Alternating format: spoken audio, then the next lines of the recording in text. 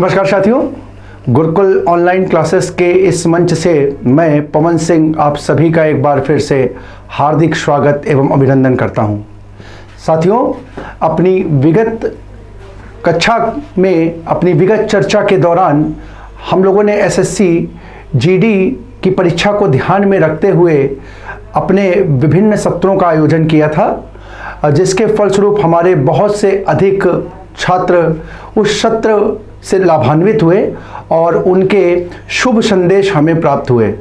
आप सभी के शुभ संदेशों को ग्रहण करते हुए मैं अपने और अपने संस्थान की ओर से आप सभी का तहे दिल से हार्दिक अभिनंदन करता हूं, आपको बधाई देता हूं और आपका जो आगामी भविष्य हो वो उज्जवल हो, ईश्वर से ऐसी कामना करता हूं। आप सभी जो विगत में परीक्षा आयोजित हुई है उसमें सफलता को प्राप्त करें, ऐसी मेरी प्रभु से कामना। साथियों, जीडी की चर्चा के दौरान हमारे कुछ साथियों के द्वारा एक चैप्टर को लेकर के बड़ी असमंजस की स्थिति रही। लगातार हमारे प्रिय व्यूवर्स के, हमारे छात्रों के, हमारे देखने वालों के, चाहने वालों के व्यूज़ आए कि सर, शुद्ध वर्तनी का जो टॉपिक है उसमें हम लोगों को लगातार कुछ ना कुछ समस्याएं उत्पन्न हो रही हैं, आ रही हैं, तो आप उससे संबंधित ज़्यादा से ज़्यादा प्रश्नों को सॉल्व कराएं, ज़्यादा से ज़्यादा सत्र उस टॉपिक्स को लेकर के उपस्थित हों। तो आज उन्हीं के आदेशों को, उन्हीं के निवेदन को स्वीकार करते हुए आज हम अपने इस सत्र में शुद्ध वर्तनी के साथ आपके सम्मुख उपस्थित हुए हैं और आशा करते हैं कि जो महत्वपूर्ण प्रश्न है, हालांकि हम लोगों ने जीडी की चर्चा के दौरान भी 1-2 सत्र आयोजित किए थे, समझ सकते हैं कि समयाभाव के कारण वो प्रश्न आपके लिए पर्याप्त नहीं होंगे, तो हम प्रयासरत रहेंगे कि आने वाली कक्षाओं में या जो सत्र अब हम बीच में अभी आयोजित कर रहे हैं इसमें ज़्यादा से ज़्यादा क्वेश्चंस के साथ आपके सम्मुख उपस्थित हो सके, जिससे आप अधिक से अधिक लाभान्वित हों। तो आइए साथियों, आज की अपनी इस चर्चा को शुद्ध वर्तनी जिसका शीर्षक है के साथ हम प्रारंभ करते हैं और देखते हैं अपनी आज की चर्चा का पहला प्रश्न। हमारी आज की चर्चा का पहला प्रश्न है, वर्तनी की दृष्टि से शुद्ध शब्द है। अच्छा, फिर से हम जरा यहाँ पे आपको लेकर के चलेंगे कि साथियों, जब हम चर्चा कर रहे हैं तो यहाँ पर एक चीज महत्वपूर्ण हो जाती है कि हम ये चीज क्वेश्चन में बहुत ध्यान से पढ़ें कि क्वेश्चन में हमसे पूछ क्या रहा है। मैं बार बार हर कक्षा को प्रारंभ करते समय जब भी अभ्यास सत्र का आयोजन करता हूं तो आप लोगों से मेरा एक ही अनुरोध रहता है कि आप कम से कम प्रश्न को बड़ा सावधानी पूर्वक पढ़ें, क्योंकि प्रश्न में थोड़ी सी असावधानी होने पर आप उत्तर का उचित चयन नहीं कर पाते हैं। ठीक है, तो प्रश्न को सावधानी से पढ़ेंगे तो आप उत्तर भी ठीक प्रकार से निकाल पाएंगे। तो यहां पर देखिए, आपसे पूछा गया है कि शुद्ध शब्द का चयन करना है, तो जाहिर सी बात है यहां पर जो विकल्प दिए गए होंगे उसमें से 3 विकल्प जो हैं, 3 विकल्प जो है वो क्या होंगे? वो 3 विकल्प जो है अशुद्ध होंगे। तो देख लेते हैं, यहां पर उच्चारण की दृष्टि से तो लगभग सभी शब्द यहां पर समान दिखाई दे रहे हैं, लेकिन मैं प्रयास करता हूं। देखिए, पहला शब्द जो है वो दिया हुआ है अनुषांगिक, ठीक है, दूसरा जो है वो दिया हुआ है अनुषांगिक, तीसरा आनुषंगिक और चौथा आनुषांगिक। ठीक है, तो साथियों सबसे पहले देख लेते हैं हम कि इस प्रश्न का हमारे जो सही उत्तर होगा वो सही उत्तर होगा हमारा सी, आनुषांगिक। आनुषंगिक, ठीक है, आनुषंगिक। अब देखिए ये किस प्रकार से ये शब्द की निर्मित हो रही है, जरा ध्यान से देखिएगा, मैं आपको बताने का प्रयास कर रहा हूं कि ये शुद्ध शब्द किस प्रकार से। तो देखिए, जब हम शब्द को देखते हैं तो यहां पर ये शब्द जो है, ये शब्द जो है यहां पर ये शब्द अनुषंग धन इक प्रत्यय के प्रयोग से बना है। ध्यान से देखिएगा, यहां पर जो प्रत्यय प्रयोग हुआ वो कौन सा हुआ? इक प्रत्यय का प्रयोग हुआ, इक प्रत्यय का प्रयोग हुआ। अब जरा यहां पर ये हमारा जो शब्द आया है इसको हम देख लेते हैं। तो ये जो अनुषंग पद है, जरा ध्यान से देखिएगा, अनुषंग पद जो है ये शब्द जो है व्यंजन संधि के फलस्वरूप निर्मित हुआ है। जहां पर दो पद अनु और संग आपस में मिलते हैं। देखिए, अनु और संग पद आपस में मिलते हैं। और साथियों, जब मैंने आपको संधि पढ़ाई थी तो उसके एक एक नियमों पर विस्तार से चर्चा की थी। अगर आपको यहां पर यह शब्द नहीं समझ में आ रहा तो आप संधि का टॉपिक जा करके, जो कि हमारी प्लेलिस्ट में पड़ा हुआ है, वहां पर पढ़ सकते हैं। और वहां पर जब आप व्यंजन संधि के अंतर्गत देखेंगे तो वहां पर आपको एक नियम मिलेगा, सा का शा में परिवर्तन। ठीक है, ये सा बोले तो इसको हम लोग बोलते हैं दंत सा। दंत सा का मूर्धन्य शा में परिवर्तन, ये व्यंजन संधि का एक नियम होता है। जहां पर ये दंत सा जो है वो किसमें? मूर्धन्य शा में परिवर्तित हो जाती है। तो देखिए, अनुषंग शब्द जो है वो अनुषंग में परिवर्तित हो जाता है, यानी सा का परिवर्तन होता है। और मैंने आपको संधि के विशेष नियमों के तहत एक और चर्चा की थी कि जब किसी पद में एक प्रत्यय का प्रयोग होता है, जब किसी पद में एक प्रत्यय का प्रयोग होता है तो मूल पद में प्रयुक्त लघु को दीर्घ में परिवर्तित कर देते हैं। लघु वर्ण को दीर्घ वर्ण में परिवर्तित कर। अब जरा ध्यान से देखिएगा, यहां पर ये अनु और संग ने मिलकर के ये अनुषंग बनाया। और देखिए, अनुषंग के साथ इस इक प्रत्यय का प्रयोग हुआ। इस इक प्रत्यय का यदि प्रयोग हुआ तो यहां पर ये जो लघु वर्ण है, ये लघु वर्ण आ जो है ये अपने दीर्घ में परिवर्तित हो जाएगा। और देखिए, इस प्रकार से हमारा मूल पद जो है वो आनुषंगिक हो जाएगा। क्या हो जाएगा? आनुषंगिक हो जाएगा। तो देखिए, हमारा यहां पर पद लिखा हुआ है इसी प्रकार से आनुषंगिक। इस प्रकार से इस पद की वर्तनी क्या? इस प्रश्न का जो सही आंसर हो जाएगा वो विकल्प सी हो जाएगा। आशा करता हूं कि चीज आपको समझ में आई होगी।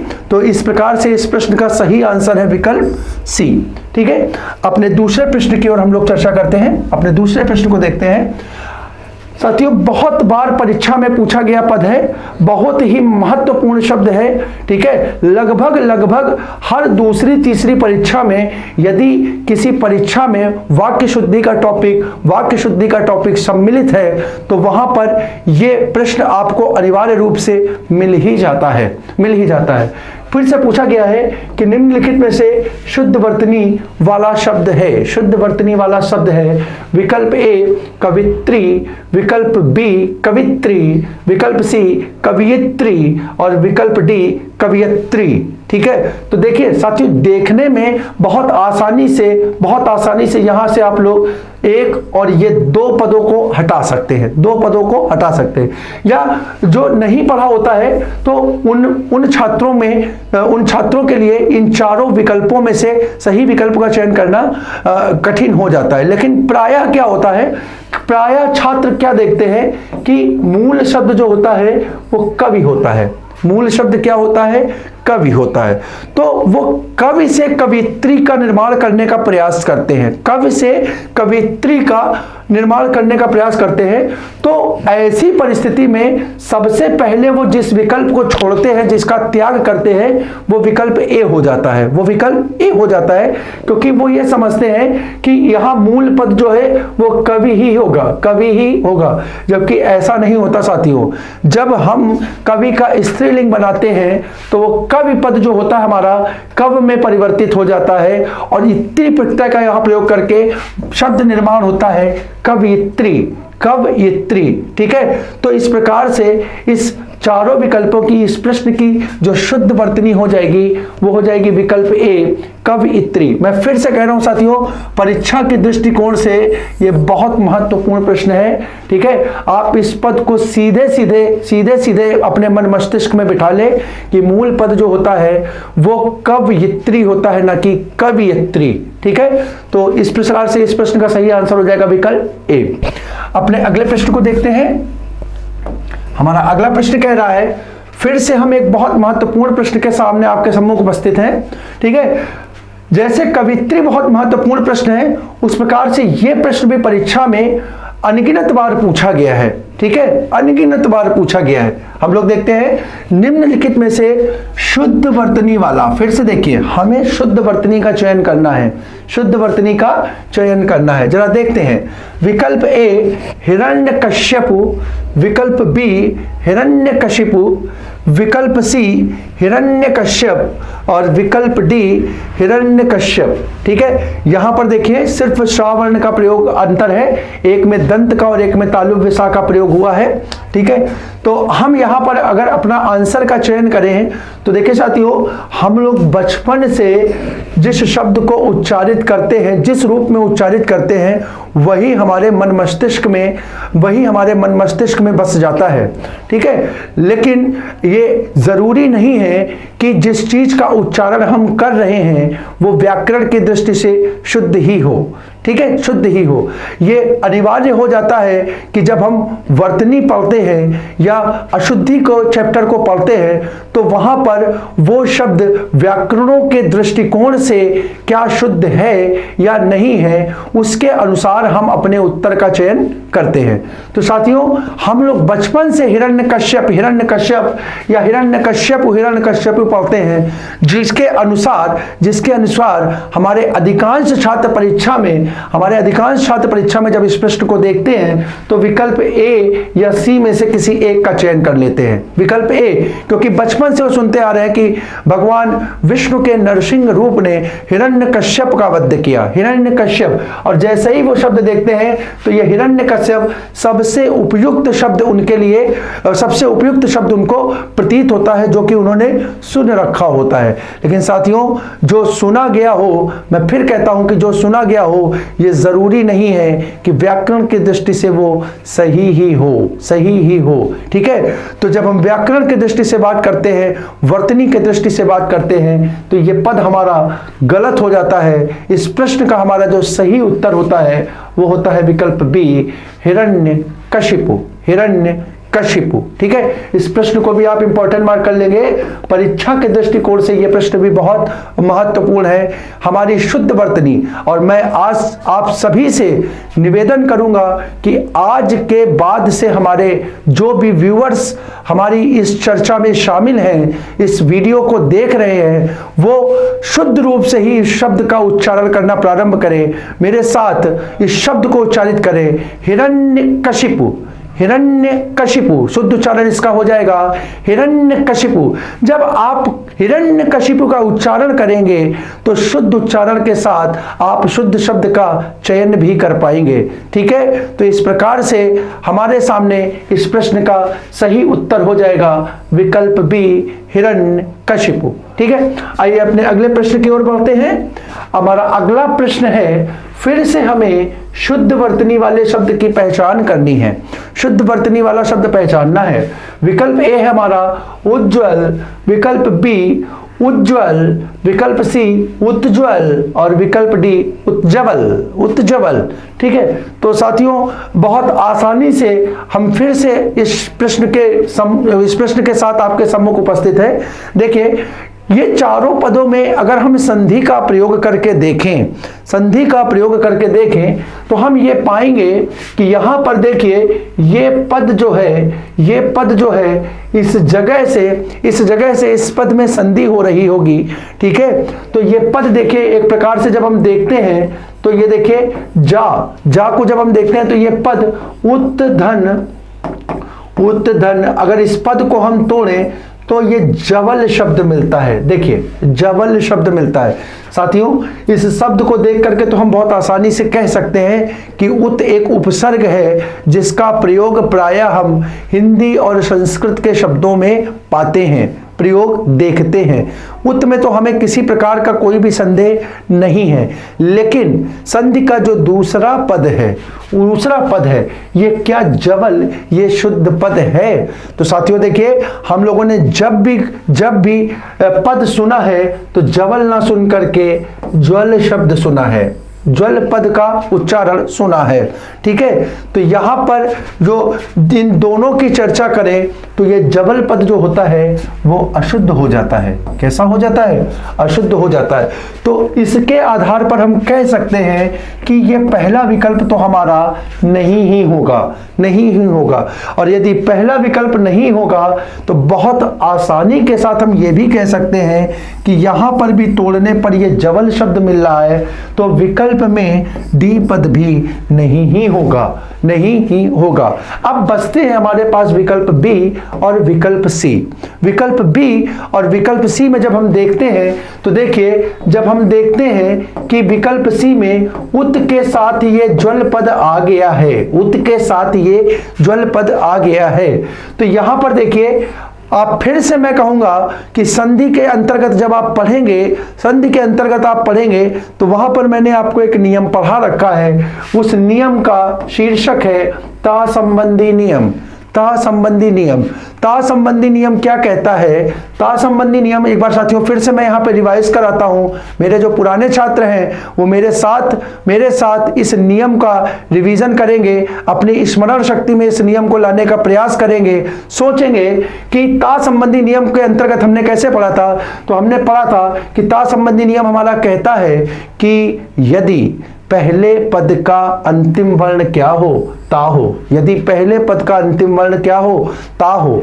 और दूसरे पद का प्रारंभ किससे हो? जा से हो। दूसरे पद का प्रारंभ जा से हो तो संधि के फलस्वरूप इस ता को हम किसमें बच्चों? जा में परिवर्तित कर देते हैं। ता को जा में परिवर्तित कर देते हैं। अब यहां पर अगर संधि पद हो रहा है तो ये ता जो है ता के रूप में ना प्रयोग होकर के साथियों किसके रूप में? जा के रूप में प्रयुक्त हो जाएगी। किसके रूप में प्रयुक्त हो जाएगी?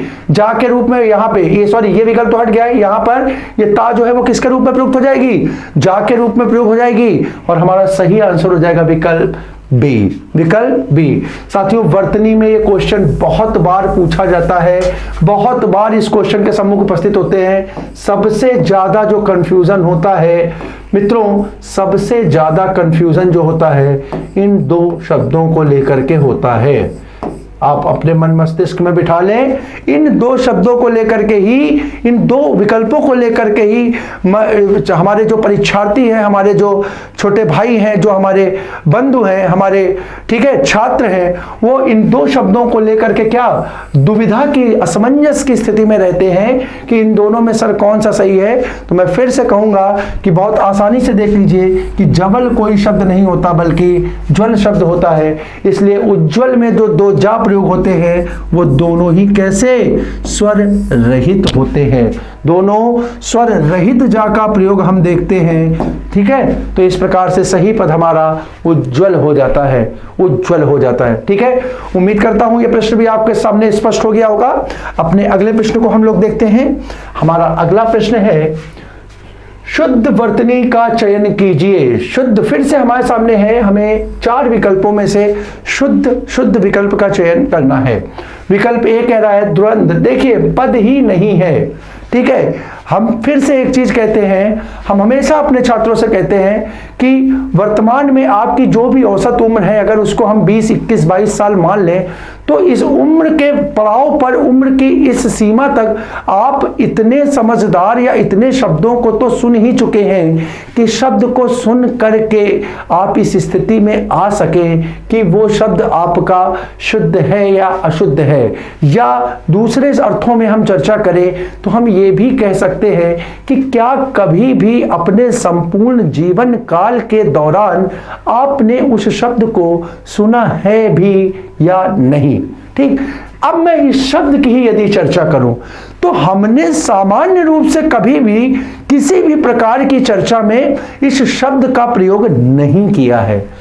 इसको आप पढ़ ही नहीं सकते हैं आप। द्विअंद क्या कोई मीनिंग ही नहीं, एक निरर्थक पद है जिसको सिर्फ यहां पर प्रयोग कर दिया गया है, विकल्प के रूप में सिर्फ उसका प्रयोग दे दिया गया है। तो जो कोई पद ही नहीं है तो फिर उसकी सार्थकता, निरर्थकता, शुद्ध अशुद्ध का कोई सवाल ही नहीं उत्पन्न होता। पहला पद हम छोड़ देते हैं। ठीक साथियों, दूसरे पद के सामने हम आपके सम्मुख उपस्थित होते हैं। ठीक, दूसरा पद हमारा, अच्छा देखिए, अब ये तीनों विकल्प बहुत महत्वपूर्ण हो जाते हैं, तीनों विकल्प बड़े महत्वपूर्ण हो जाते हैं। क्यों हो जाते हैं, जरा देखिए।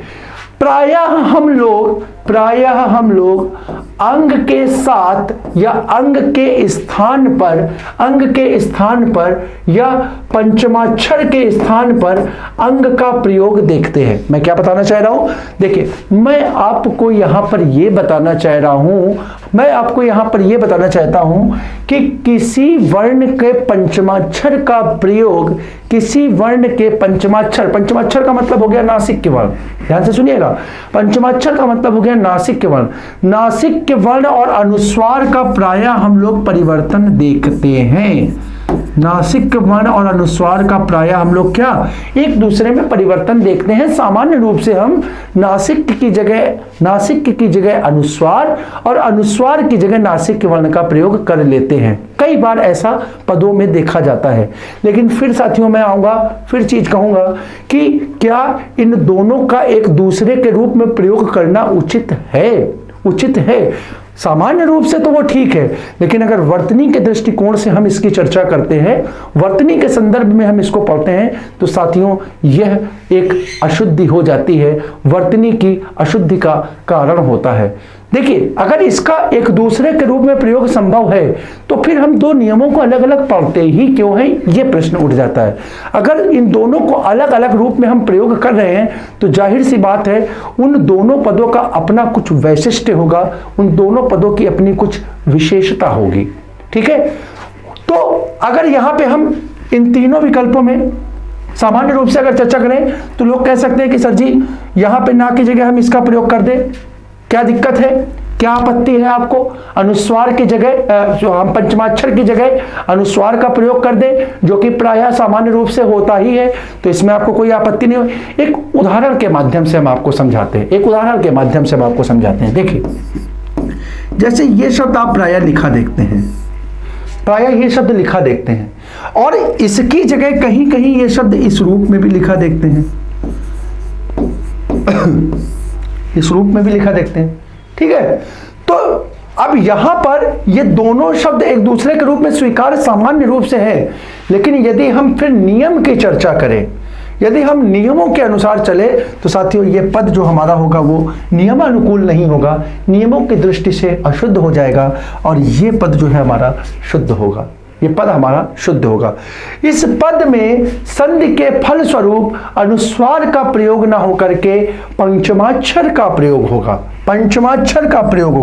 च छ ज झ य का प्रयोग होगा। नियम क्या है, तो मैं फिर से आपसे निवेदन करूंगा, जो हमसे नए हमारे साथी जुड़ रहे हैं, पहली बार हमारी कक्षा में जुड़ रहे हैं, या जिन्होंने संधि का अध्ययन नहीं किया है, वो उनसे मेरा फिर से निवेदन रहेगा, मैं उनसे करबद्ध निवेदन करूंगा, और एक पूरी जिम्मेदारी के साथ मैं उनसे कहूंगा कि साथियों यदि आपको वर्तनी के चैप्टर पर अपनी पकड़ बनानी है तो उसके लिए संधि सबसे महत्वपूर्ण विषय है।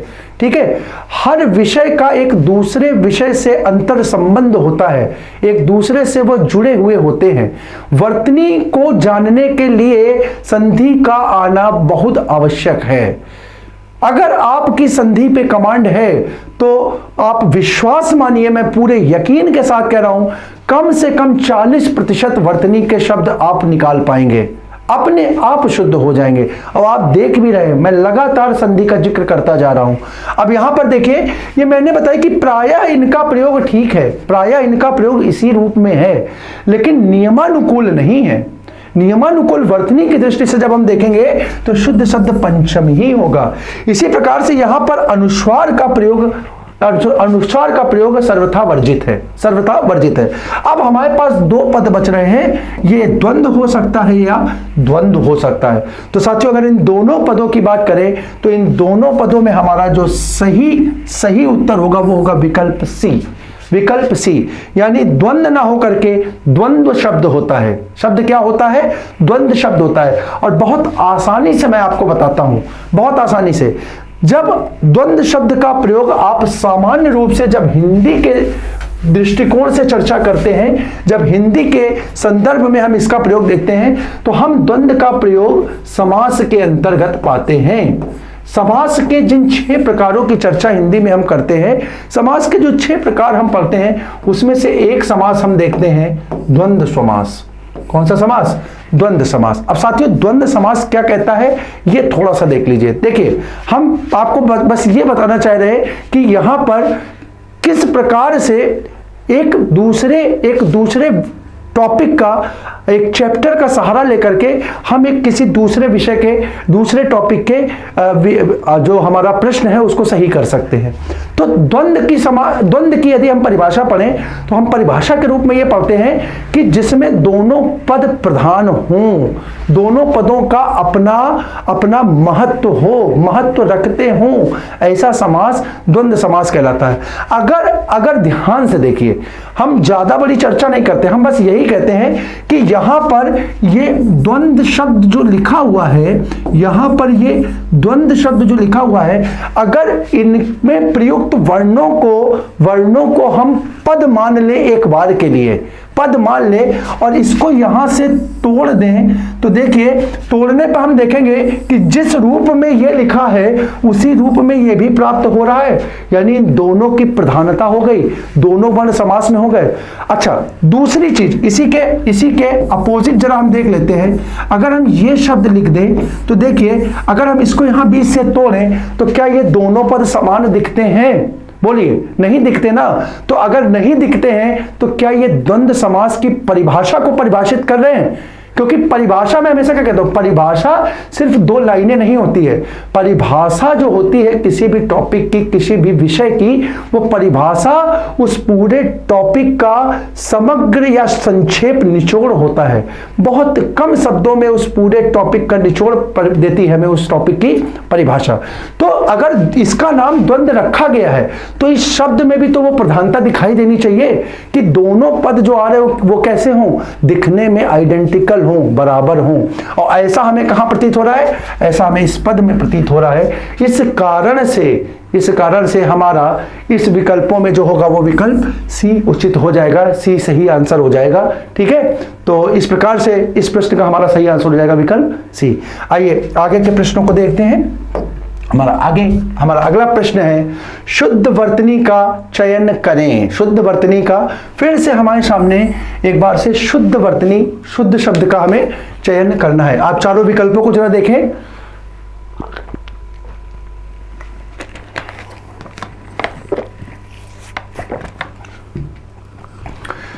तो हमारे 4 विकल्प क्या कह रहे साथी? पहला विकल्प है प्रतिवादी, दूसरा प्रतिवादी, तीसरा प्रतिवादी और चौथा प्रतिवादी। तो सबसे महत्वपूर्ण, ऐसा कोई महत्वपूर्ण चीज नहीं है इस प्रश्न में जो मैं आपको एक्सप्लेन करूं। आप जानते हैं कि हिंदी का एक उपसर्ग प्रति होता है, प्रति एक उपसर्ग होता है, तो जाहिर सी बात है यहां पर ये 2 पद जो हैं वो असंगत हो गए, 2 पद जो है वो असंगत हो गए और मूल शब्द जो होता है वो वादी होता है, ना कि वादी। ठीक है, तो इन दोनों के मेल से जो शब्द हमारा निर्मित होगा वो हो जाएगा विकल्प ए।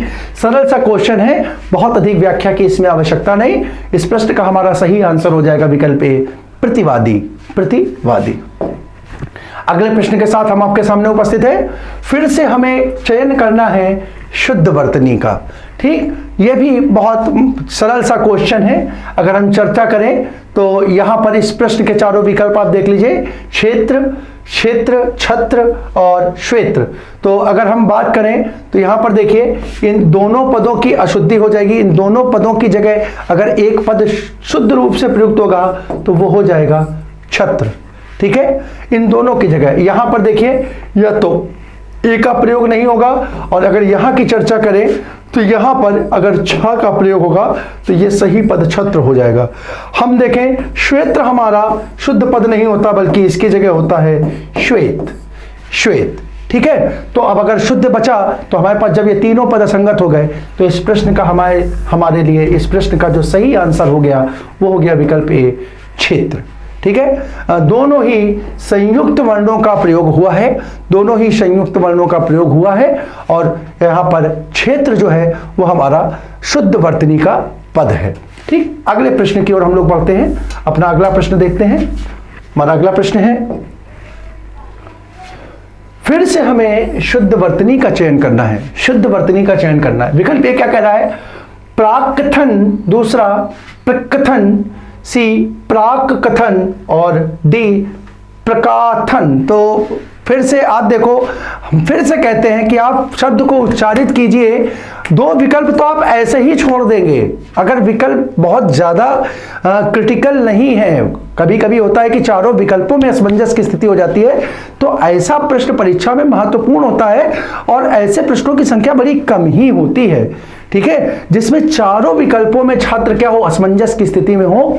ऐसे विकल्प जो होते हैं वो पेपर में बहुधा 2-3 प्रश्न ही होते हैं। बाकी तो अगर आपने अध्ययन कर रखा है तो दो विकल्पों को तो आप बहुत आसानी से हटा ही सकते हैं। अब ये देखिए, प्रकाथन कभी सुना ही नहीं है हमने, प्रकाथन कभी सुना ही नहीं है, तो पद ही नहीं है। ठीक, अगर हम चर्चा करें तो यहां पर सब इस प्रश्न की जो शुद्ध वर्तनी होगी वो हो जाएगी विकल्प ए प्राकथन। देखिए ये कैसे बनना है, तो ये शब्द जो है हमारा प्राक उपसर्ग के प्रयोग से बना है। प्राक का अर्थ होता है पहले या पूर्व, पहले अथवा पूर्व। अर्थात वाक्यांश की दृष्टि से अगर यह प्रश्न पूछा जाता है तो देखिए इस प्रश्न की जो वाक्य की रचना होगी वो किस प्रकार से होगी। तो प्राक मतलब होता है पहले, यानी पहले अथवा पूर्व में कहा गया कथन, पहले अथवा पूर्व में कहा गया कथन क्या कहलाता है, कहा गया कथन क्या कहलाता है, वो कहलाता है प्राक कथन। क्या कहलाता है, प्राक कथन। तो वाक्यांश के दृष्टिकोण से भी आप इस प्रश्न को देख सकते हैं कि हमारा पूर्व में कहा गया कथन या पूर्व में कही गई बात कहलाएगी प्राक कथन। तो इस प्रश्न की सही वर्तनी हो जाएगी विकल्प ए। अगला प्रश्न है हमारा, फिर से हमें शुद्ध वर्तनी का चयन करना है, शुद्ध वर्तनी का चयन करना है। साथियों देखिए, फिर से मैं आपको कहूंगा, जरा ध्यान से देखिए, तो सिर्फ दो ही विकल्पों में असमंजस की स्थिति होगी, दो ही विकल्प में। आपके सामने ये पद है ही नहीं, और ये पद भी आप देख पा रहे हैं कि स्थाई छोटी की मात्रा का प्रयोग तो उसमें नहीं ही होता है। अब बच रहा हमारे सामने विकल्प बी और विकल्प सी। अब इसमें कौन सा पद सही है, कौन सा पद सही है, तो साथियों याद रखेंगे कि विकल्प बी हमारा सही उत्तर होगा। स्थाई में या के साथ ई वर्ण का प्रयोग होगा, जबकि ई का प्रयोग, ये पद जो है वो हमारा असंगत हो जाएगा। ये पद क्या है, अशुद्ध वर्तनी के रूप में हो जाएगा। तो इस प्रश्न का सही आंसर होगा हमारा विकल्प बी। अगले प्रश्न की ओर देखते हैं। अगला प्रश्न है हमारा, फिर से देखिए, लगातार हम अभी तक एक ही प्रकार के प्रश्नों पर देख रहे हैं, एक ही प्रकार के प्रश्न अपने सामने पा रहे हैं, जिसमें हम लोग शुद्ध वर्तनी का चयन कर रहे हैं। तो फिर से हमारे सामने एक शुद्ध वर्तनी का शब्द पहचानना है। विकल्प ए है परिणति, विकल्प बी परिणति, विकल्प सी परिणति, और विकल्प डी परिणीत। तो साथियों देखिए क्या होता है कि हम लोग मनोरंजन के लिए सिनेमा को भी देखते हैं। तो सिनेमा में हमारे सामने एक बहुत विख्यात और बहुत ही क्या कहते हैं टैलेंटेड अभिनेत्री हैं, जिनका नाम परिणीति चोपड़ा है। ठीक है, लेकिन उस शब्द को देखिए, वहां पर वो शब्द परिणीति है। ध्यान से देखिएगा, परिणीति नहीं है, परिणीति नहीं है, परिणीति शब्द है। और वो परिणीति शब्द का जो निर्माण हुआ है वो परिणय से हुआ है, परिणय से हुआ है। ठीक है, तो यहां पर अगर देखें तो उन दोनों पदों में बहुत अधिक असमानता है, असंगत है। ठीक है, तो उस शब्द के अनुसार आप इस प्रश्न का उत्तर नहीं निकालेंगे।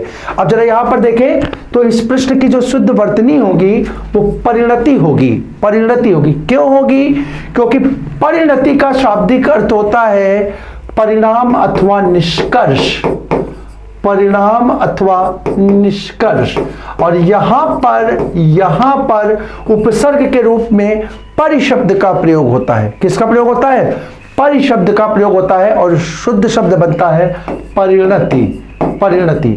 ठीक है, जैसे हम सामान्य वाक्य के रूप में कहते हैं कि हमारी वर्तमान की जो सफलता है ये हमारे वर्षों की कठोर मेहनत की परिणति है, कठोर मेहनत की परिणति है। तो हम वहां पे परिणति नहीं बोलते बल्कि परिणति बोलते हैं। परिणति मतलब परिणाम है। हम आज जो सफल हुए, मैं भी ईश्वर से कामना करता हूं कि जो अभी हाल ही में परीक्षाएं आयोजित हुई हैं या जो निकट भविष्य में आयोजित होने वाली हैं, आपकी जो मेहनत है वो उसमें रंग लाए, आप सभी उस परीक्षा में सफल हों, अपने सपनों को साकार करें, अपने परिवार के माता पिता के सपनों को साकार करें। तो इसी ही कामना मैं ईश्वर से सदैव करता हूं। तो ये जो आपकी सफलता आने वाले भविष्य में होगी, आने वाले भविष्य में जो सफलता आप प्राप्त करेंगे, ये आपके इस वर्तमान की जो मेहनत है, इस मेहनत की परिणति होगी, ना कि परिणति होगी, परिणति होगी। वर्तमान की मेहनत का परिणाम कल आपकी सफलता के रूप में आपको मिलेगा। ठीक है, तो शुद्ध शब्द जो है साथियों परिणति हो जाएगा। क्या हो जाएगा? परिणति हो जाएगा। ठीक है, तो इस प्रश्न का सही आंसर हमारा विकल्प ए हो गया। आगे देखते हैं अगला क्वेश्चन, बहुत महत्वपूर्ण प्रश्न, वर्तनी की दृष्टि से कई बार पूछा गया है। फिर से हमें यहां पर शुद्ध वर्तनी का चयन करना है। साथियों, मैं कई बार अपनी विगत शीट में भी इस प्रश्न को करा चुका हूं। हमारे साथी लगातार इस प्रश्न के आंसर से रूबरू हैं, उनको इस प्रश्न के आंसर के बारे में पूर्ण रूप से जानकारी है। तो साथियों, मैं डायरेक्ट ही, चूंकि इसकी मैं व्याख्या पूर्व में भी कर चुका हूं, तो समय को ना गवाते हुए इस प्रश्न के सही उत्तर के साथ मैं इस प्रश्न को यहां पे छोड़ता हूं। इस प्रश्न का सही उत्तर हो जाएगा विकल्प सी, श्रृंगार। ठीक है, पूर्ण रूप से मैंने व्याख्या की है। ठीक है, पूर्ण रूप से इस शब्द की व्याख्या की है। आप लोग चाहें तो पूर्ववर्ती कक्षा में इसको देख सकते हैं। ठीक, तो इस प्रश्न का सही आंसर हो जाएगा विकल्प सी, श्रृंगार। अगला प्रश्न देखते हैं। अगला प्रश्न है हमारा, निम्नलिखित में से फिर से शुद्ध वर्तनी का चयन करना है। तो यहां पर देखते हैं, ये साथियों प्रश्न भी बहुत महत्वपूर्ण है। तो विकल्प एक क्लेश, विकल्प एक कलेश, विकल्प बी क्लेश, विकल्प सी क्लेश और विकल्प डी क्लेश। तो साथियों इस प्रश्न की जो शुद्ध वर्तनी होगी वो वर्तनी हो जाएगी विकल्प सी, क्लेश। ठीक है, शुद्ध वर्तनी को ही आप, मेरा एक और निवेदन है आपसे साथियों, मैं अपनी पिछली क्लास में भी कह चुका हूं, जो हमारे नए व्यूअर हैं उनसे मैं ये कहना चाहूंगा, उनको मैं बताना चाहूंगा कि आप लोगों को जो वर्तनी के टॉपिक को लेकर के असमंजस की स्थिति होती है, आपको याद नहीं होता कि सर हमारे पेपर में हम ये कंफ्यूज हो जाते हैं कि ये सही है कि ये गलत है, उसका एक मूलभूत कारण होता है आपका पढ़ने का तरीका। मैंने अपनी लास्ट क्लास में भी इसको जिक्र किया था, आज फिर से मैं आपको कह रहा हूं, जो हमारे नए व्यूअर हैं वो सुने, वो जाने। देखिए होता क्या है, जब भी आप वर्तनी के टॉपिक को पढ़ते हैं, बहुत ध्यान से सुनिएगा, बहुत महत्वपूर्ण चीज बोल रहा हूं। जब भी आप वर्तनी के टॉपिक को पढ़ते हैं, किसी भी किताब में जब आप देखते हैं तो आपके सामने वो वर्तनी का टॉपिक इस रूप में लिखा होता है, एक तरफ शुद्ध शब्द होते हैं, एक तरफ अशुद्ध शब्द होते हैं, या हो सकता है अशुद्ध और शुद्ध शब्द हो, लेकिन उपस्थित दोनों होते हैं। आप क्या करते हैं, आप शुद्ध और अशुद्ध दोनों को पढ़ते हैं, आप शुद्ध और अशुद्ध दोनों को पढ़ते हैं। अब ऐसी स्थिति में क्या होता है, जब परीक्षा कक्ष में आप उपस्थित होते हैं, परीक्षा कक्ष में आप उपस्थित होते हैं और आपके सामने शब्द आता है, आपके सामने शब्द आता है, तो आप चूंकि दोनों शब्दों को आपने पढ़ा है, आपने शुद्ध भी पढ़ा है, आपने अशुद्ध भी पढ़ा है। ठीक, तो परीक्षा में असमंजस की स्थिति जो सबसे ज्यादा होती है, जिस कारण से इस टॉपिक के प्रश्न आपके गलत होते हैं, वो यही होती है कि चूंकि दोनों चीजें पढ़ी हैं, तो माइंड जो है उन दोनों शब्दों की रचना करता है कि आपने ये भी पढ़ा है, आपने दूसरा वाला भी पढ़ा, आपने शुद्ध भी पढ़ा है, आपने अशुद्ध भी पढ़ा है। अब वहां पर आप ये निर्णय नहीं ले पाते हैं कि पढ़े तो दोनों हैं, इन दोनों में शुद्ध कौन सा है, क्योंकि गलती आपकी भी नहीं, आपने दोनों ही पढ़े। तो मेरा आपसे निवेदन यह है कि आप अशुद्ध वाले टॉपिक को, कॉलम को किताब में छुपा दीजिए, अशुद्ध वाले कॉलम को छुपा दीजिए, सिर्फ शुद्ध शब्दों को पढ़िए, सिर्फ शुद्ध शब्दों को पढ़िए। अब जब आप परीक्षा में सिर्फ शुद्ध शब्दों के साथ जाएंगे, शुद्ध शब्दों के साथ जाएंगे, तो पेपर में तो देखिए दो ही क्वेश्चन पूछेगा, या तो शुद्ध पूछेगा या अशुद्ध पूछेगा। बोलिए हाँ, पूछेगा? अगर शुद्ध पूछ रहा है तो जाहिर सी बात है उसमें कोई एक शब्द ऐसा दिया होगा जो आपने पढ़ा होगा, 3 शब्द ऐसे होंगे जो आपने पढ़े ही नहीं होंगे। तो आपने जो पढ़ा है, आपको अब यह मालूम है कि मैंने जो पढ़ा है वो शुद्ध ही पढ़ा है, अशुद्ध नहीं पढ़ा है। यानी जो अशुद्ध के शब्द है वो आपको दिखाई ही नहीं दे रहे, जो एक शुद्ध का शब्द है वही आपको दिखाई दे रहा है। तो जो आपको दिखाई दे रहा है वही आपका आंसर है। बोलिए हाँ, होगा कि नहीं होगा? और दूसरा, अगर अशुद्ध पूछ रहा है तो 3 विकल्प ऐसे होंगे जो आपने पढ़े होंगे, 3 विकल्प ऐसे होंगे जो आपने पढ़े होंगे, एक विकल्प ऐसा होगा जो आपने नहीं पढ़ा होगा। और आपको फिर से यह मालूम है कि जो आपने नहीं पढ़ा है वो शुद्ध नहीं है, यानी वही अशुद्ध है। तो साथियों, इस पॉइंट से, इस तरीके से मुझे बहुत लाभ मिला है। हमारे जो छात्र हैं, ऑफलाइन की कक्षा के माध्यम से मैं क्लासें करवाता हूं, पढ़ाता हूं हमारे संस्थान में, उनको इसी ही ट्रिक के साथ इस टॉपिक में मैं आगे बढ़ने का प्रयास देता हूं, आगे बढ़ने की सलाह देता हूं, और बहुत ही अधिक वो छात्र इससे लाभान्वित होते हैं। तो आपको भी मैं ये मतलब एक तरीका बता रहा हूं वर्तनी के टॉपिक को पढ़ने का। तो आप लोग इसको, उम्मीद है कि इसको अपने प्रयोग में लाएंगे और आप करिए इसको। मैं निश्चित रूप से बताता हूं कि बहुत अधिक इसमें क्या कहते हैं लाभ मिलता है, आप बहुत अधिक इससे लाभान्वित होंगे। ठीक है, तो इस तरीके को आप अपनाइएगा। ठीक है, तो यहां पर जब आप देखते हो तो शुद्ध वर्तनी के रूप में आपको यह क्लेश शब्द ही प्राप्त होता है, क्लेश शब्द ही प्राप्त होता है, बाकी की तीनों वर्तनियां असंगत, अशुद्ध हो जाती हैं। ठीक है, अगला क्वेश्चन देखते हैं हम। हमारा अगला क्वेश्चन है, एक की वर्तनी शुद्ध है। फिर से आपको देखो शुद्ध शब्द का चयन कर रहा है, शुद्ध शब्द का चयन कर रहा है। तो अब यहां पर शुद्ध शब्द जो है वो क्या है? तो जरा देखिए, विकल्प ए राज्य महल। साथियों बिल्कुल रूप से गलत है। जो शुद्ध पद होता है, लिख लीजिए, शुद्ध पद राज महल होता है। ठीक है, राजमहल होता है। दूसरे पद की यदि हम चर्चा करें, अब अगर शुद्ध शब्द राजमहल है तो यह पद कैसा हो गया? अशुद्ध हो गया। यह हमारा आंसर नहीं हो सकता। विकल्प बी कोमलांगिनी। अब यहां पर देखिए, नी प्रत्येक कोई मतलब ही नहीं। शुद्ध शब्द साथियों जो होता है वो कोमलांगी होता है, स्त्रीलिंग। अकारांत और इकारांत का प्रयोग हम लोगों ने पढ़ा है। यदि किसी पद के अंत में ई का प्रयोग हो जाए तो वह स्त्रीलिंग का पद, प्रायः स्त्रीलिंग का पद हो जाता है। तो यहां पर कोमलांगी होगा शुद्ध शब्द, ना कि कोमलांगिनी, क्योंकि इसका पुल्लिंग जो बनेगा साथियों, देखिए इसका पुल्लिंग जो बनेगा वो कोमलांग बनेगा। हम लोग पढ़ते भी हैं, अगर आप लोग थोड़ा सा सावधानी से पढ़ें तो हम लोग क्या कहते हैं? नीलाम भुजस्या मल कोमलांगम। कोमल अंग है जिसके, नाम के लिए मल कोमलांगम, कोमलांग। अब अगर यही कोमलांग है, स्त्री के लिए प्रयोग करेंगे तो वो कोमलांगिनी ना होकर के कोमलांगी हो जाएगा, कोमलांगी हो जाएगा। ठीक है, तो कोमलांग और कोमलांगी शब्द हो गए। ठीक है, कोमल अंग है जिसके पुरुष और कोमल अंग है जिसके स्त्री, कोमलांगी ना कि कोमलांगिनी।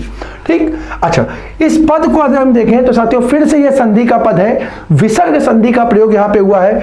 शुद्ध शब्द हम लोग कई बार बड़े बड़े विज्ञापनों में, बड़े बड़े समाचार पत्रों में हम इसको इस रूप में देखते हैं। साथियों ये शब्द जो है वो अशुद्ध है। शुद्ध शब्द जो होता है वो निरोग होता है, निरोग होता है। यह ध्यान रखिएगा, ये एक संधि पद है, ये एक संधि पद है जहां पर नि उपसर्ग के साथ रोग प्रत्यय का हम क्या करते हैं? रोग प्रत्यय की संधि करते हैं। और यहां पर संधि के फलस्वरूप क्या? विसर्ग का लोप हो जाता है और जो लघु है वो लघु ई वो दीर्घ में परिवर्तित हो जाती है। तो नी शब्द जो है वो नी में परिवर्तित होकर के निरोग बना देता है। तो ये पद भी हमारा क्या हो गया? तीनों पद साथियों अशुद्ध हो गए, तीनों पद अशुद्ध हो गए। तो जो बचा है वही हमारा शुद्ध होगा, यानी अच्छौहिणी हमारा शुद्ध पद हो जाएगा, अच्छौहिणी हमारा शुद्ध पद हो जाएगा। इस प्रकार से प्रश्न का आंसर भी हमारे सामने आ गया, विकल्प डी। और इन तीनों पदों की चर्चा भी हम पूर्ण कर लिए। आगे देखते हैं। आगे शब्द है, फिर से हमें शुद्ध, थोड़ा सा प्रश्न को बनाने में थोड़ी सी कुछ गड़बड़ी रही। आगे जो सत्र के साथ हम उपस्थित होंगे, हम प्रयास करेंगे कि शुद्ध और अशुद्ध दोनों शब्दों के साथ हम आपके सामने उपस्थित हो। आज के जितने भी प्रश्न हैं सारे शुद्ध के हो गए। तो चलिए, सत्र है प्रश्न महत्वपूर्ण है, उसको ध्यान में रखते हुए आगे के सत्र में हम ऐसा प्रयास करेंगे कि आपके सामने शुद्ध और अशुद्ध का जो है वो एक परस्पर संतुलन के साथ आपके सामने सत्र आयोजित करें। ठीक है, तो यहां पर देखते हैं एक की वर्तनी शुद्ध, फिर से शुद्ध शब्द देखना है। तो देखिए यहां पर ए विकल्प है आविष्कार, बी देवर्षि, सी निशब्द और डी जमाता। तो साथियों बहुत ठीक है, आसानी से आप बता दोगे। ए जो है वो शुद्ध वर्तनी का पद है, ये भी एक संधि पद है जो कि आविधन कार के मेल से बना है। आविधन यानी संधियां कौन सी हो गई, विसर्ग संधि हो गई, विसर्ग का सा में परिवर्तन नियम के अनुसार। अब यहां पर देखिए तो साथियों यहां पर देवार्षि ना होकर के यहां भी ये संधि पद है देवधन ऋषि, देवधन ऋषि। अब जब यहां पर देखते हैं तो यहां पर ये आ के बाद री ये परिवर्तित हो जाती है अर में, ये परिवर्तित किस में हो जाती है, अर में, और शब्द बन जाता है देवर्षि, देवर्षि। ठीक है, अगला शब्द देखते हैं निशब्द। साथियों ये भी जो है हमारा अशुद्ध शब्द है, इस शब्द की शुद्ध वर्तनी होगी नि उपसर्ग के साथ इसका प्रयोग किया जाएगा और ये शब्द बनेगा निशब्द।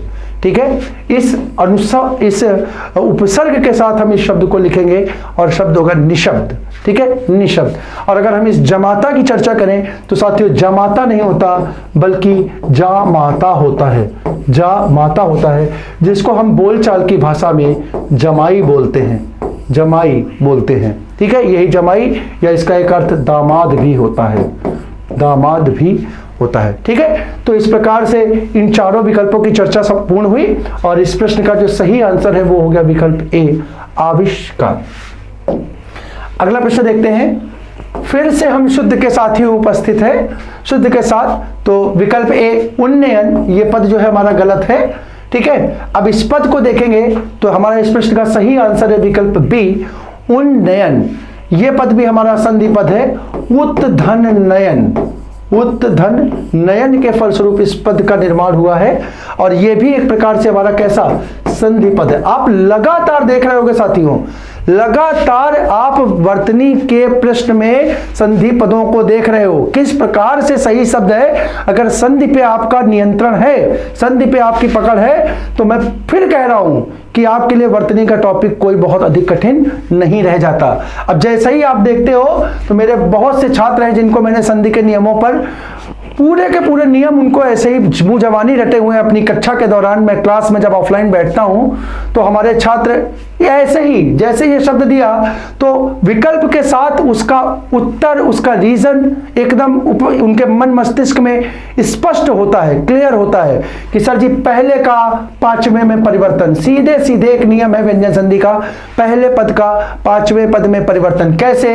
तो यहां पर ता जो है वो पहले पद का है और ये पहला अपने पांचवें, ता का पांचवा यानी ना, संधि के फलस्वरूप ता ना में परिवर्तित होता है, ता ना में परिवर्तित होकर के शब्द क्या बना देता है, उन्नयन बना देता है। क्या बना देता है, उन्नयन बना देता है। अगला प्रश्न हमारे सामने है, एक की वर्तनी शुद्ध है, शुद्ध है। ठीक है, तो जरा देखें विकल्प ए षट दर्शन, सुनने में तो ठीक है लेकिन मिलने पर संधि के, साथियों ये भी एक संधि पद है लेकिन यहां पे संधि जो है वो अशुद्ध है। यहां पर मूल पद तो ये होता है षट धन दर्शन, षट धन दर्शन, लेकिन जब हम संधि कराते हैं तो संधि में ये पहला पद जो है वो अपने तीसरे में, व्यंजन संधि का पहला नियम कहता है पहले पद का तीसरे पद में परिवर्तन, यानी ता अपने तीसरे डा में परिवर्तित होकर के जो शुद्ध शब्द बनाता है वो बनाता है षड दर्शन। लिख लीजिए साथियों, शुद्ध पद लिख लीजिए, इसका शुद्ध पद होगा षड दर्शन, षड दर्शन, शुद्ध पद हो गया इसका षड दर्शन।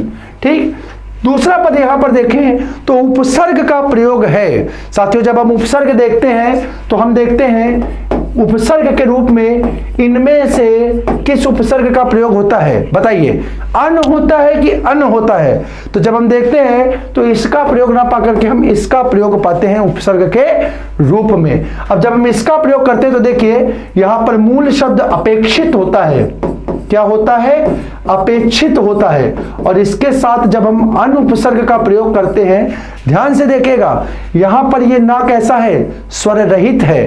कैसा है, स्वर रहित है। और इस ना को स्वर के रूप में क्या मिल रहा है, छोटा आ मिल रहा है। क्या मिल रहा है, अब जब इस छोटे आ को मिलाते हैं तो ये पद ना बनता है, जबकि यहां पर यह पद क्या दिया हुआ है, ना दिया हुआ है। तो यानी ये पद भी क्या हो जाएगा, हमारा अशुद्ध हो जाएगा। शुद्ध पद जो होगा हमारा, लिख लीजिए, अनपेक्षित होगा।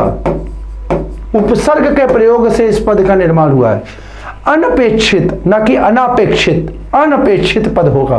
पक्का, ठीक। नेक्स्ट देखिए, यहां पर यह शब्द दिया हुआ है क्लिष्ट।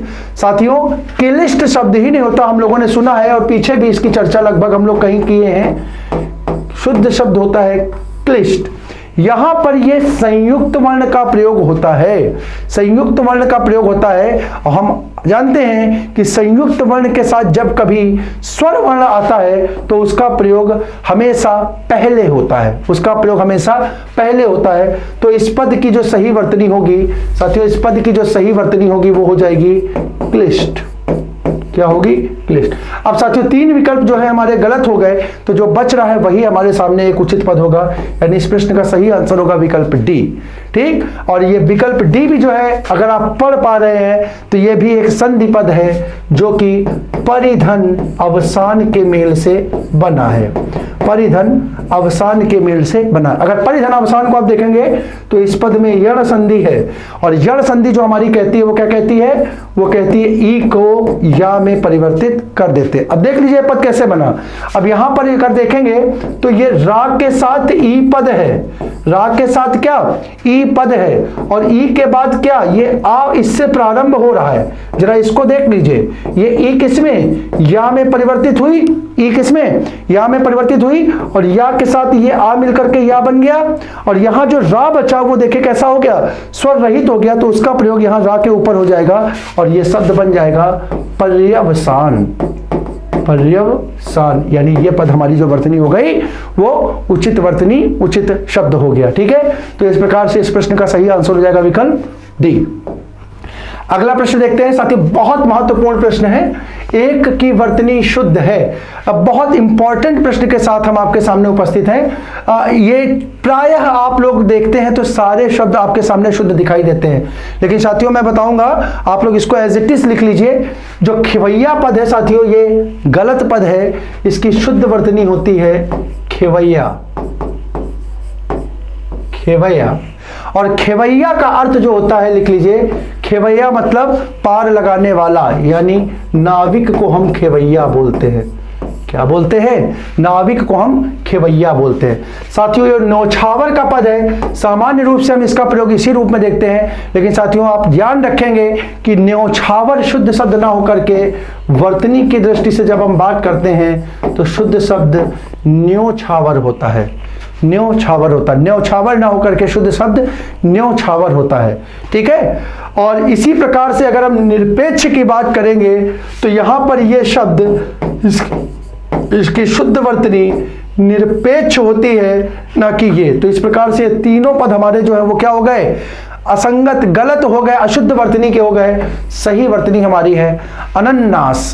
क्या हो जाएगी, अनन्नास। ठीक है। अनन्नास जो है इस पद की सही वर्तनी हो जाएगी, और इस प्रश्न का सही आंसर हो जाएगा विकल्प सी। विकल्प सी। अगला प्रश्न देखते हैं। हमारा अगला प्रश्न है, फिर से हमें शुद्ध वर्तनी का चयन करना है। शुद्ध वर्तनी का चयन करना है तो साथियों यहाँ हमारा जो सही आंसर होगा वो होगा विकल्प ए, प्रतिदर्श। विकल्प ए, प्रतिदर्श। बाकी के तीनों प्रश्नों की अगर हम चर्चा करें तो यहां पर इसकी शुद्ध वर्तनी होगी दृष्टा। लिख लीजिए, यहां पे ये री का प्रयोग ना हो करके रा का प्रयोग होता है। शुद्ध शब्द होता है दृष्टा, ना कि दृष्टा। दृष्टा। ये पद भी जो है हमारा अशुद्ध है। इसकी शुद्ध वर्तनी होती है रचयिता। रचयिता। और साथियों आहार ना होकर के शुद्ध पद होता है आहार। शुद्ध शब्द होता है आहार। ठीक है। तो इस प्रकार से ये तीनों इसकी शुद्ध वर्तनी हो जाएंगी, अशुद्ध वर्तनी हो जाएंगी, और इस प्रश्न का सही आंसर हो जाएगा विकल्प ए, प्रतिदर्श। अगला क्वेश्चन देखते हैं। इनमें से अशुद्ध वर्तनी का शब्द है। चलिए एक कहीं ना कहीं हम लोग प्रश्न के आखिरी में पहुंचे। लगातार शुद्ध की चर्चा के साथ हम अपनी चर्चा के अंतिम बिंदु पर एक दूसरे प्रकार टाइप के साथ आपके सामने उपस्थित है। साथियों, एक प्रश्न मिलने से मेरा मन एकदम प्रफुल्लित हो गया है, ठीक है, आनंदित हो गया है। जिस चीज के लिए मैं आत्मग्लानि महसूस कर रहा था कि सीट में कहीं पर भी क्या कहते हैं वेरिएशन नहीं है, ठीक है, असमानता नहीं है, एक वैरायटी ऑफ क्वेश्चंस जो हम आपके सामने लेकर के आना चाहते हैं वो नहीं दिखने से, जहां पे मैं अपने मन में ग्लानि महसूस कर रहा था, उस ग्लानि को कुछ कम करने के लिए ये प्रश्न हमारे सामने उपस्थित है। तो जिसकी चर्चा मैं लगातार कर रहा था कि प्रश्न आपसे दो ही रूपों में पूछे जाएंगे, या तो शुद्ध या अशुद्ध, तो अशुद्ध के सामने अब हम आपके सामने उपस्थित है। यानी अब यहां पर आपको तीन विकल्प शुद्ध हैं, एक अशुद्ध है, एक अशुद्ध है। अब फिर से मैंने वही पीछे कही कि अगर आपने सिर्फ शुद्ध पढ़ा है तो आपको अशुद्ध वाला समझ में नहीं आएगा, दिखाई नहीं देगा, तुमको ये तो लगेगा यार ये पढ़ा है, ये पढ़ा है, ये पढ़ा है, लेकिन ये नहीं पढ़ा है। तो जो नहीं पढ़ा है वही आपका क्या हो जाएगा, अशुद्ध हो जाएगा। हम विकल्पों के साथ आपके सामने आते हैं, देखते हैं। पहला है चरमोत्कर्ष, दूसरा वांग्मय, तीसरा पुनरुत्थान और चौथा हिरण्य। अरे साथियों, बढ़िया क्वेश्चन है, चर्चा ही हम पूरी कर चुके हैं। अभी हम देखें, हम लोगों ने क्या बोला था, हिरण्यकश्यप नहीं, क्या बोला था, हिरण्यकशिपु, हिरण्यकशिपु। यानी यहां पर अशुद्ध बहुत चर्चा ही हो चुकी है, विकल्प डी गलत हो जाएगा, शुद्ध वर्तनी इसकी होगी हिरण्यकशिपु। शुद्ध वर्तनी क्या हो जाएगी, हिरण्यकशिपु। हम लगातार पढ़ भी रहे थे, हमने आपको बता भी दिया, क्या पढ़ोगे आप, ना ही हिरण्यकश्यप ना ही हिरण्यकश्यपु, हम लोग पढ़ेंगे हिरण्यकशिपु, हिरण्यकशिपु, और वही उसकी शुद्ध वर्तनी हो जाएगी। साथियों, बाकी की तीनों वर्तनियां जो है वो शुद्ध है। एक बार इन पदों को हम देख लेते हैं। तो चरमोत्कर्ष भी संधि पद है। मैं आपको लगातार बार बार जानबूझ करके बताने का प्रयास कर रहा हूं कि संधि का हिंदी में क्या महत्व है, इसलिए मैं बार बार बता रहा हूं कि यह पद भी जो है एक संधि पद है, जो कि चरम धन उत्कर्ष के मेल से बना है। और साथियों, यहां पर ब्रैकेट में या आप अपने देख करके जब भी आप देखें, व्यूअर से मेरा अनुरोध है कमेंट में बताएं कि संधि का नाम क्या है।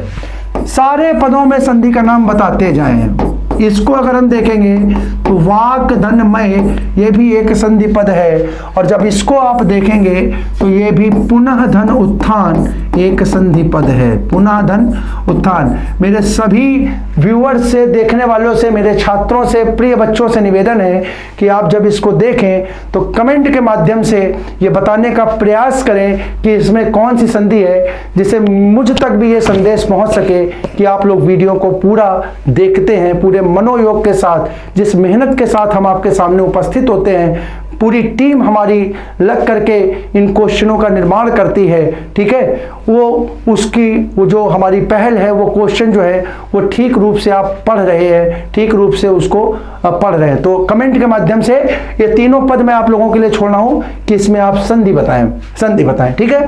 तो साथियों, इस प्रश्न की चारों विकल्पों की व्याख्या के साथ इस प्रश्न का सही उत्तर मैंने आपको बताया। इस प्रश्न का सही उत्तर होगा विकल्प डी, हिरण्यकश्यप, जो कि है वो अशुद्ध वर्तनी है, जबकि शुद्ध वर्तनी क्या है, हिरण्यकशिपु।